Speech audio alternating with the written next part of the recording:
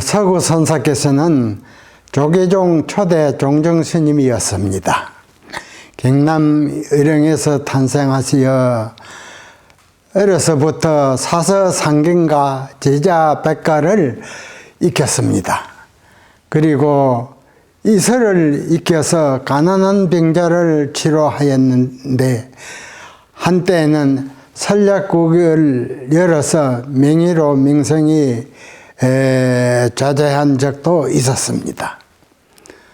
서구 선사께서는 을사조약으로 나라가 망국위기에 처하자 답답한 그 가슴으로 전국을 방랑하게 되었습니다. 그러다가 해남의 대흥사에서 불경을 열람하고 세상 만사가 덧없음을 절감하였고 부귀여가는 풀리비의 이슬이요 무리의 거품이라는 것을 새삼 알게 되었습니다.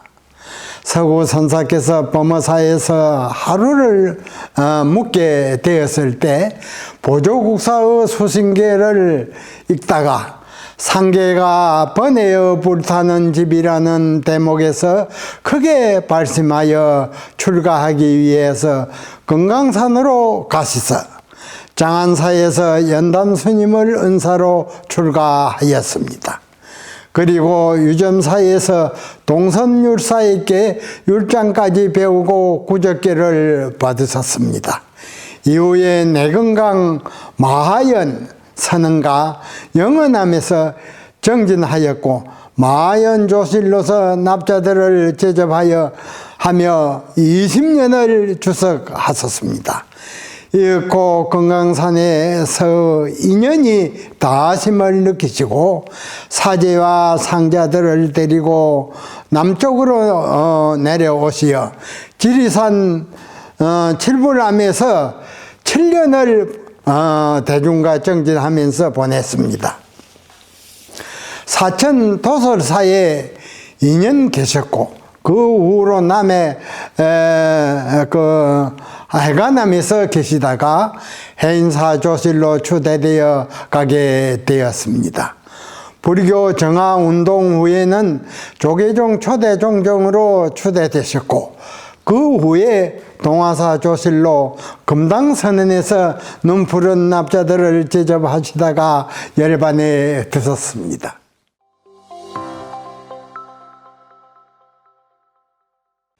서구 선사께서는 수행자가 근본적으로 갖춰야 할 3가지 덕목을 다음과 같이 일러주셨습니다. 첫째, 수행자는 성실해야 한다. 이 세상에 열심히 하지 않고 이루어지는 일은 없습니다. 그러니 수행자는 성실해야 한다는 말씀입니다. 둘째, 수행자는 겸손해야 한다. 부처님의 도와 법이 혼자 힘으로 쉽게 터득할 수 있는 것이면 참 좋을 것입니다. 하지만 수행이란 보통 사람에게는 실로 난감한 일입니다. 따라서 안목이 분명하게 열리기 전까지는 항상 겸손한 자세로 앞서간 이들을 존중하고 따르며 반드시 스승을 의지해서 정진해야 한다는 것입니다. 셋째, 수행자는 솔직해야 한다. 거짓말 가운데 가장 큰 거짓말이 도를 깨닫지 못했으면서 깨달았다고 말하고 선지식이 아니면서 선지식이라 자칭하는 것입니다. 이는 자신만 망치는 게 아니라 세상 사람까지 눈멀게 하는 짓이니 차라리 깨닫지 못한 범부로 남을지언정 거짓으로 도인 흉내를 내서는 안 된다는 가르침을 주신 것입니다.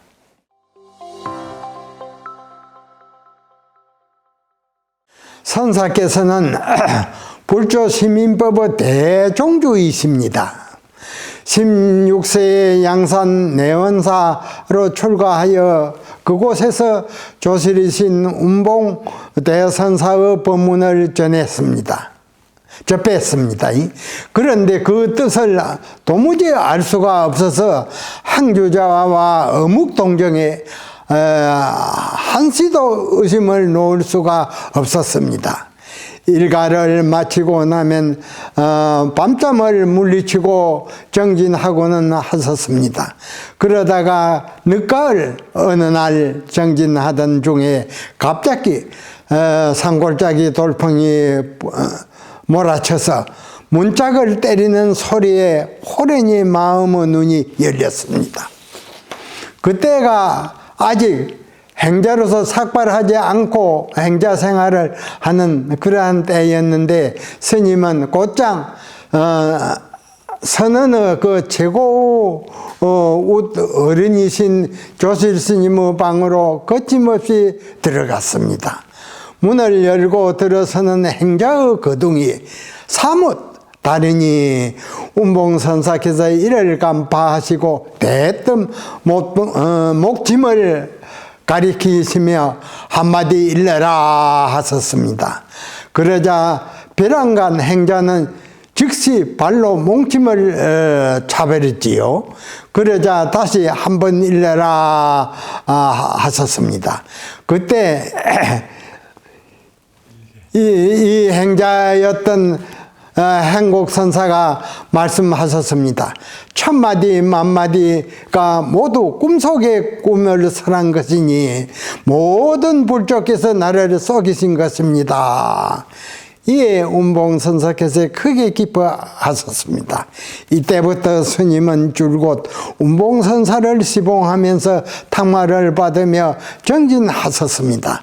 운봉선사께서는 1944년 열반에 드시기 전에 행곡이라는 법화와 전백계를 내려서 임재정맥을 부족하셨습니다.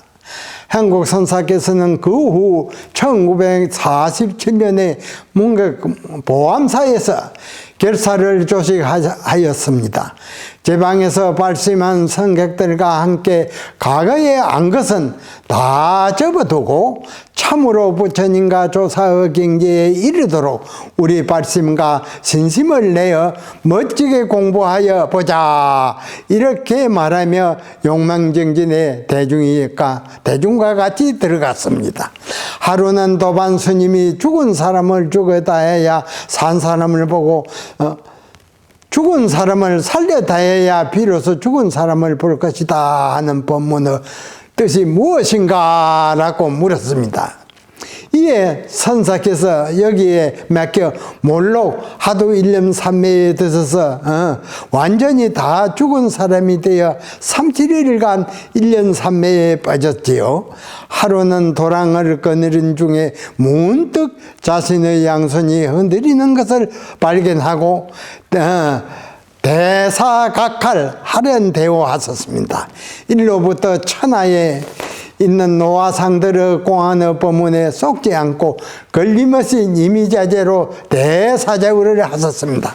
여기서 깨달아가지고 그 당시에 자기에게 그 대중에게 죽은 사람을 죽여야 산 사람 보며 산 사람을 살려대야 죽은 사람 본다. 이 때문을 물은 스님에게 가서 물으니 묻는 스님도 모르고 이걸 물었다. 그래가지고 모든 가지 법문을 물었는데 답을 못해서 산문밖을 밀어내 쫓았습니다. 대문을 딱 잠고. 그래가지고 그 나간 스님이 일주일간 저 밥을 안 먹고 이렇게 해서 용맹정진을 해가지고 이제 해결해가지고 답을 척척해서 1등 도반이 되었습니다. 그분이 바로 성철 대선사지요. 이렇게 보암사에서 행상의 진리를 깨친 후에 제방 선지식들을 두루 참방하여 깨달음의 경지를 서로 거누는 경량을 하셨습니다. 마침내 불조 정문정안이 만천하에 정난하게 드러나게 된 것입니다.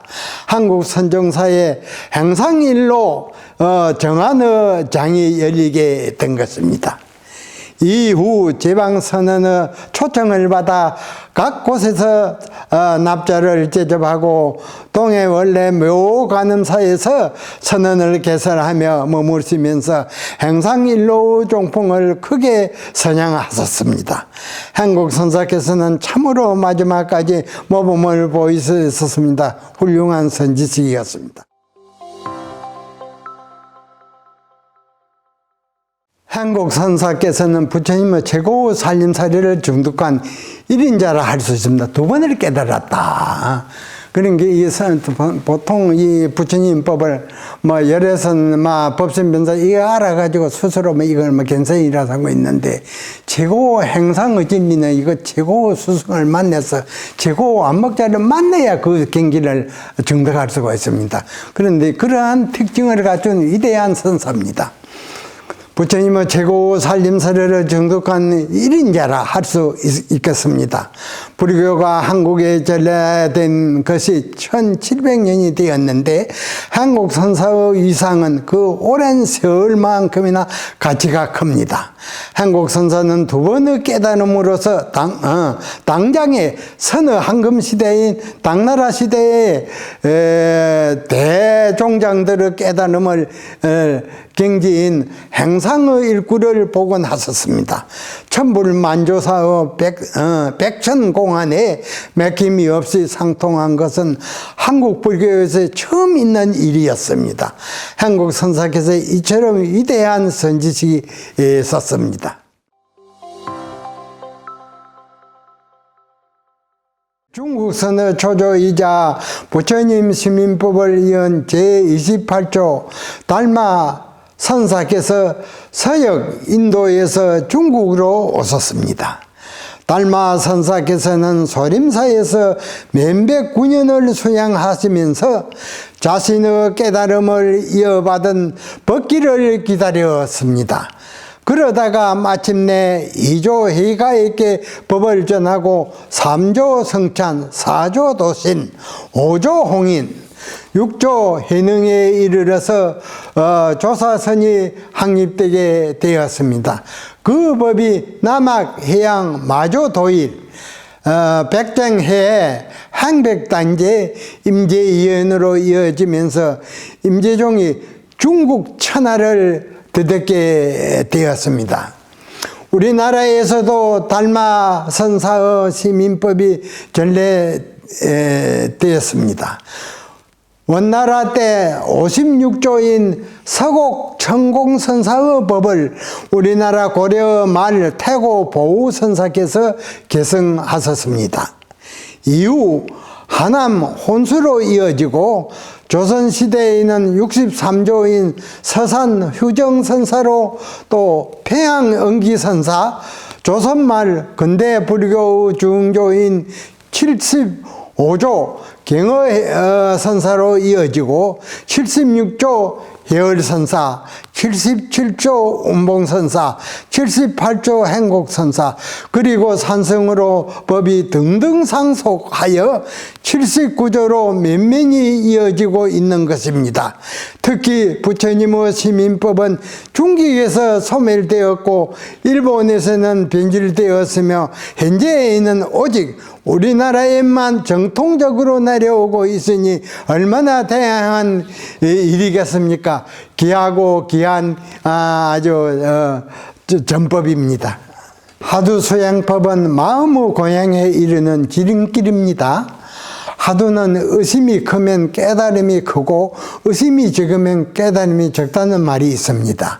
하두 요체는 하두 일념삼매입니다. 이 일념삼매가 아주 중요합니다. 보는 것도 있고 듣는 것도 있고 낮이 가는지 밤이 지내가는지 모르는 상태로 시간이 흐르고 흘러 한 달이고 1년이고 가면 몰록 보는 찰나에 듣는 찰나에 깨닫게 되는 것입니다. 이것이 바로 대오견성입니다. 하두 수행 이외에는 이렇게 몰록 깨닫는 것이 불가능합니다.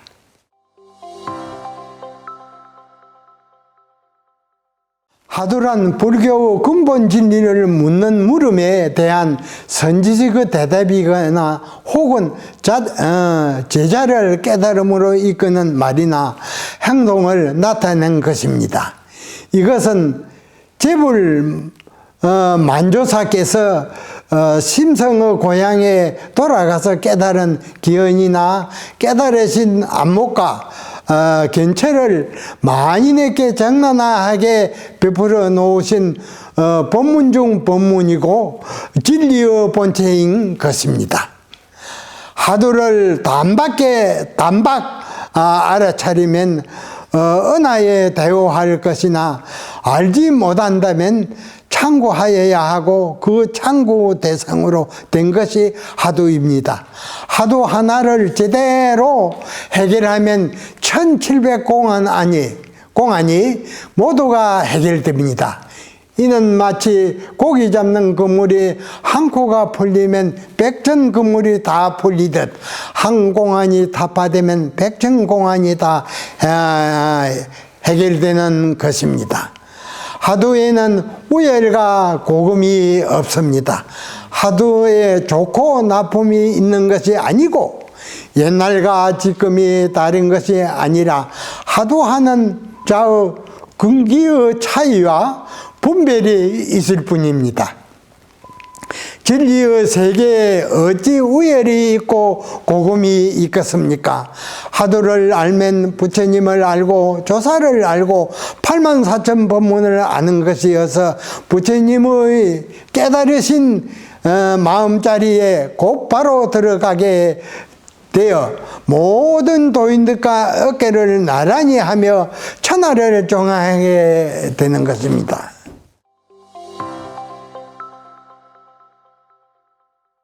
하두를 참고하는 방법은 하두 전체를 분명히 챙기고 의심을 하시게 하는 것이 중요합니다.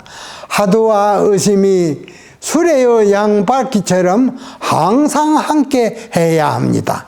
하두만 있고 의심이 없으면 염하두가 되어 생명력이 없고 의심만 있고 하두가 없으면 무엇을 의심하는지 모르는 모호한 의심이어서 무기에 떨어집니다. 그러니 하두와 의심이 한 덩어리가 되어 간절히 쭉 흘러가게 되면 반복해서 하두를 챙기지 않아도 되고 하두가 희미해지게 되어 가물가물해지면 다시 정신을 가다듬어 하두를 들어야 합니다. 바늘로 허벅다리를 찌르면 모든 신경이 집중되듯이 하두에 간절히 집중되어서 하두 전체가 의심같이 흘러가게끔 챙기고 의심할 것 같으면 혼침망상이 얼씬도 못합니다. 하두를 참고함에 있어서는 할구참선을 해야 합니다. 어떤 것이 할구참선이냐? 일천성인의 정액상의 일구를 투과해야만 할구가 되고 할구세계를 투과해야만 최고의 진리의 행상구 문이 열려요 불조의 수성이 되고 천불만조사와 어깨를 나란히 합니다. 이때가 바로 정안을 갖춘 견성입니다. 또한 하두를 들고만 있어도 안 되고 바라보고만 있어도 안 되고 생각만 하고 있어도 안 됩니다. 자나 깨나 가나 오나 앉으나 서나 밥을 먹으나 산책을 하나 일체처 일체시에 하루에도 1000번 만번 하두를 생겼어 끊어짐이 없이 이어져야 합니다.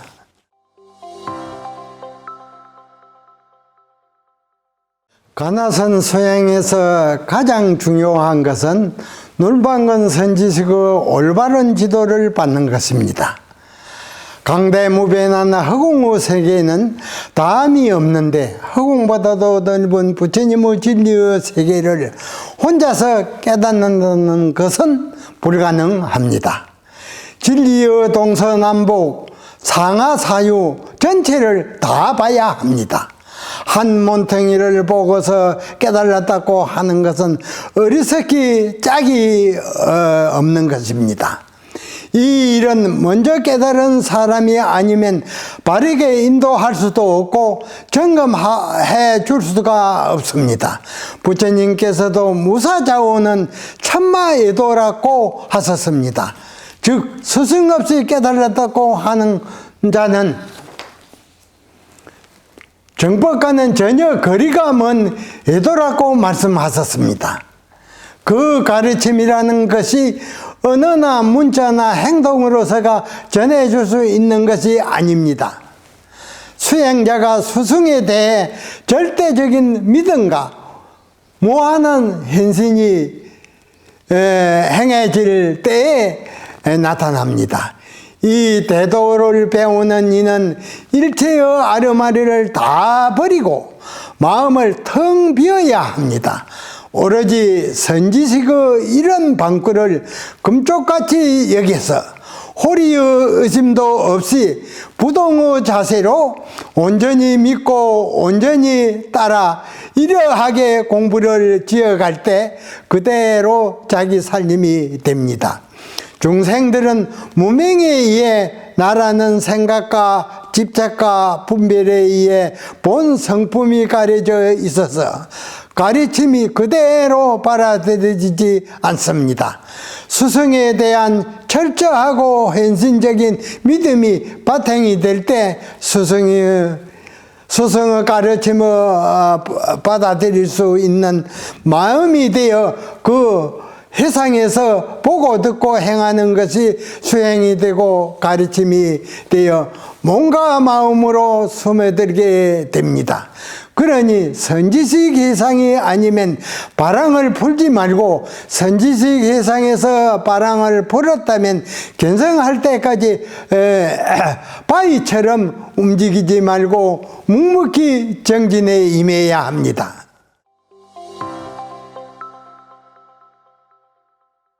중생들은 숙세의 업식이 태산과 같아서 한시도 번뇌와 망상에 쉬지를 못합니다. 생각이 고통의 근원입니다. 밥을 먹을 때에도 잠을 잘 때에도 항상 번뇌 망상에서 벗어나지 못합니다.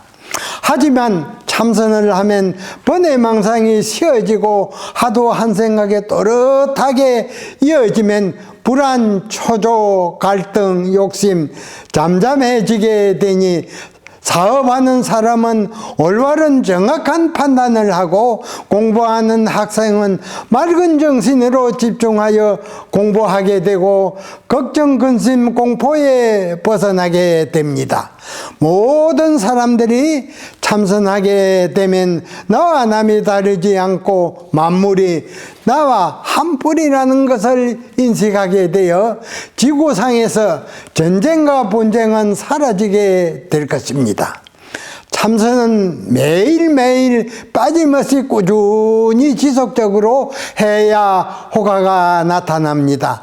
요즘 미국과 유럽에서도 참선이 유행되어 있다고 합니다.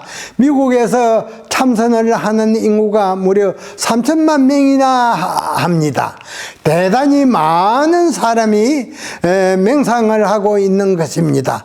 참선은 정신건강뿐 아니라 정신과 신체의 상호작용에 따라 신체의 건강에도 크게 도움이 됩니다. 미국과 유럽에서 참선의 효과성에 대해서 먼저 알아차린 것입니다. 이렇게 좋은 것이 가나선인데 한국에만 전통으로 남아 있습니다. 가나선의 종주국인 한국에서 더 많은 국민들이 참선해야 할 것입니다.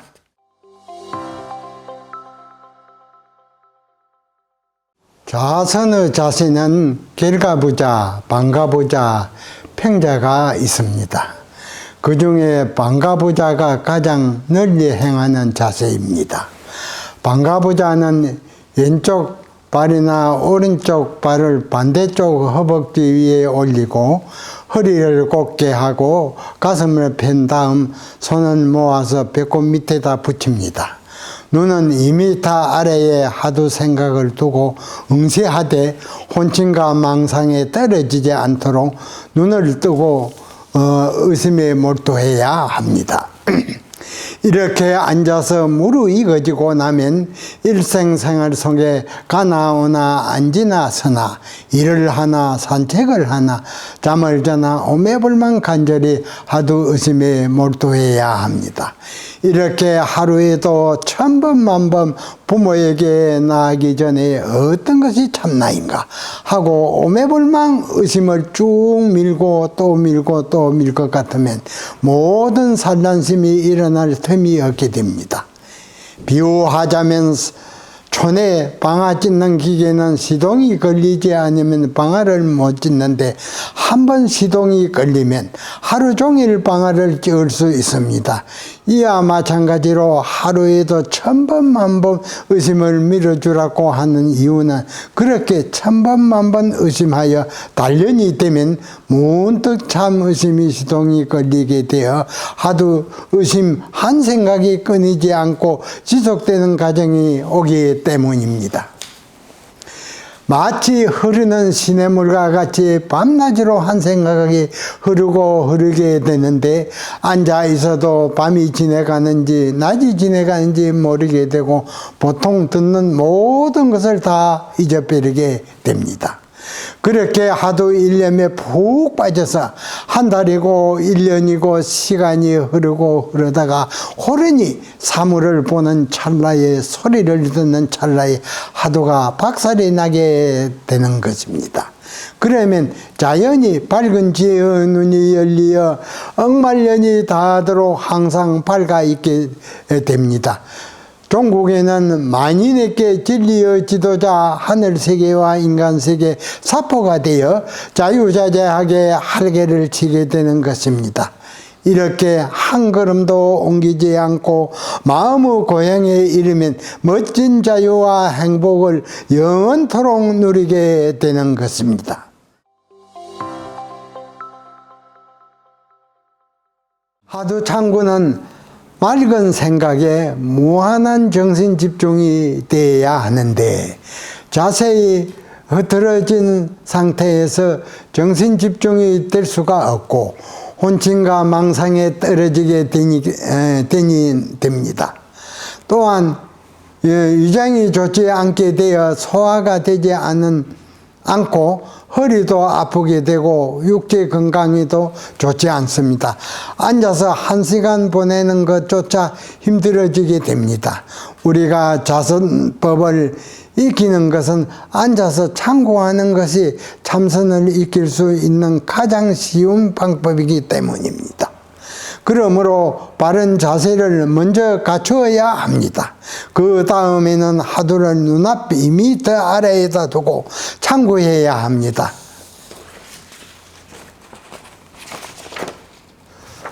머리에다 두고 하두를 참고하다 보면 힘이 들어가서 상기가 되는데 기가 위로 올라가게 되면 머리가 무겁고 심한 두통으로 참선을 할 수가 없습니다. 참선하는 바른 자세, 바른 하두 참고법을 익혀서 바르게 정립되면 자선에만 집착하지 말고 앉으나 서나 일을 하나 일체처일체시에 항시 하두 참고할 수 있어야 합니다. 자선에 익어지면 다음에는 동중에 무르익어져야 합니다. 가고 오고 말하고 일하고 직장생활을 하는 그 가운데 익어져서 하도 한 생각이 24시간 365일 흐르는 물과 같이 지속되는 경지, 여기에 실다운 정진의 힘이 있는 것입니다.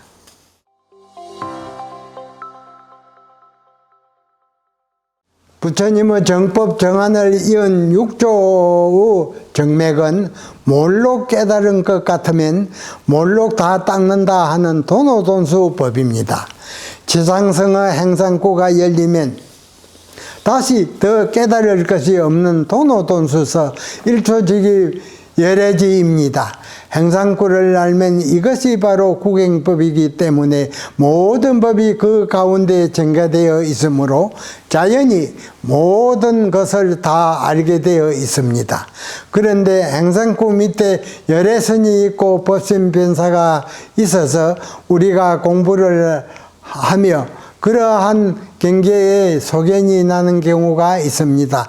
그래서 수승 없이 공부하는 사람들 중에는 법신변사를 알아가지고 그것을 견성이라 착각하여 구경법으로 삼는 이가 있습니다. 그러나 그것으로는 행상의 진리의 법을 설해 놓은 것에는 도저히 왕망불급입니다. 미치지 못한다는 말입니다. 그러기 때문에 다시 또 행상의 진리를 깨달아야만 구경법에 이릅니다. 자고로 고인 스님네들이 두 번, 세 번 깨달았다고 하는 원인이 바로 여기에 있는 것입니다. 행상구만 해결이 되면 모든 공안을 다 알게 되어 있습니다. 지상에서 가장 높은 히말라야산 산봉우리에 올라서면 동서남북 상하가 다 내리다 보이는 것과 같이 행상구를 투과하면 모든 공안이 다 그 아래에 있습니다. 그러니 행상구를 모르면 견성이 아니고 부처님과 조사의 전지에 이르지 못한 것입니다. 행상구를 알아야만 비로소 부처님과 조사의 전지에 이르러 대자유인이 됩니다. 수방자재, 여탈자재, 사할자재, 거두고 놓고 죽고 빼앗고 죽이고 살리는 모든 것에 자재의 소환을 갖춘다는 말입니다. 이러한 행상의 안목을 갖춘 이에야 재불제조께서 안주하는 무념무심의 경지를 수용할 수 있는 것입니다. 이에 반해서 법신변사의 경지는 온 삼천대천세계의 행행색색이 한 티끌도 없이 청정한 경지이고, 열애선의 경지는 온 삼천대천세계가 텅텅 비어서 성인과 범부가 없고 하늘세계와 지옥도 없는 무일물 경지를 말합니다. 그러나 법신변사의 진리와 열애선의 진리는 대오견성이 아닙니다. 행상일구를 투과해야만 모든 부처님의 살림살이가 내 살림이 되어 재불제조를 점검하고 지도하여 구경에 이르게 되는 것입니다. 행상의 일구를 알아야만 불조의 정안을 갖추게 되는 것입니다. 위대한 마조 선사께서 84인의 제자를 두었지만 4~5분만이 뛰어난 행상의 안목을 가졌던 것입니다.